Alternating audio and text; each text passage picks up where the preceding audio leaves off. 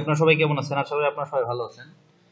আমরা এখন জানবো যে আধুনিক নার্সিং এর যে জনক তার সম্পর্কে। তো আধুনিক নার্সিং এর জনক হচ্ছে ফ্লোরেন্স নাইটিঙ্গেল। ফ্লোরেন্স নাইটিঙ্গেল 1820 মে 12 সালে জন্মগ্রহণ করেন এবং মৃত্যুবরণ করেন 1910 সালের 13 আগস্ট।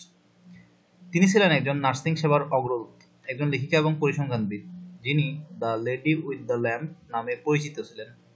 বাবা উইলিয়াম এডওয়ার্ড নাইটিঙ্গেল এবং মা ফ্রান্সিস নাইটিঙ্গেল অভিজাত পরিবারে 1820 সালের 12 মে ইতালির ফ্লোরেন্সে জন্মগ্রহণ করেন ফ্লোরেন্স নাইটিঙ্গেল। ছোটবেলা থেকে তার স্বপ্ন ছিল নার্স হওয়া, কিন্তু তখনকার সময় নার্সিংকে সম্মানের চোখে দেখা হতো না।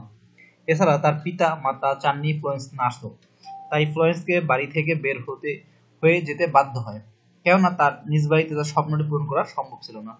যার জীবনদশায় তিনি 1853 সাল থেকে 1854 সাল পর্যন্ত লন্ডনের care of the gentle women ইনস্টিটিউটের তত্ত্বাবধায়ক হিসেবে কাজ গেছেন।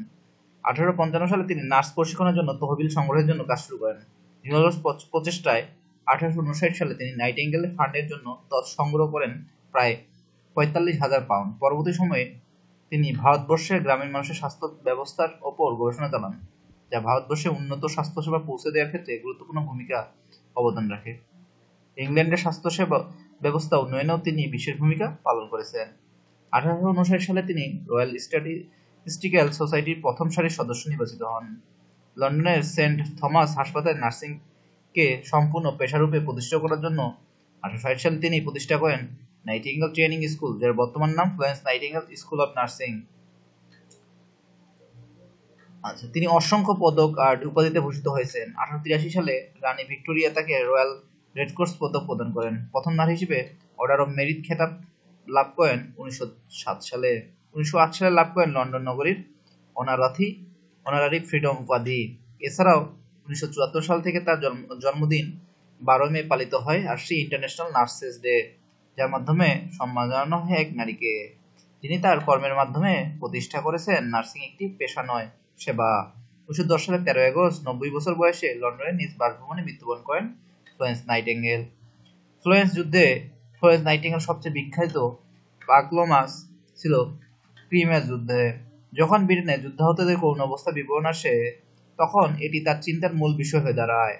1854 সালের 21 অক্টোবর তিনি এবং তার কাছেই প্রশিক্ষিত 38 জন সেবিকা তার আত্মীয় মেই স্মিথ এবং 15 ক্যাথলিক নান সহ অটোমান সাম্রাজ্যে যান। নাইটিঙ্গেল প্যারিসে তার বান্ধবী মেরি ক্লার্কের সহযোগিতা পেয়েছিলেন। তাদের ক্রিমিয়ার ব্ল্যাক সি এর 295 নটিক্যাল মাইল এলাকা জুড়ে প্রেরণ করা হয়, যেখানে ব্রিটিশদের মূল ঘাঁটি ছিল। নাইটিঙ্গেল 1854 সালের নভেম্বরের শুরুর দিকে স্কোটারির সেলিমিয়ে ব্যারাকে উপস্থিত হন। সেখানে পৌঁছে তার দল দেখতে পায় প্রশাসনিক কর্মকর্তার অবহেলার জন্য সেখানকার স্থানীয় মেডিকেল টিম যুদ্ধাহতের ভালো যত্ন নিতে পারছিল না। ঔষধের ঘাটতি, অস্বাস্থ্যকর পরিবেশ এবং রোগের সংক্রমণ প্রাণঘাতী হয়ে দাঁড়িয়েছিল। রোগীদের খাবার তৈরির বিশেষায়িত ব্যবস্থা ছিল না।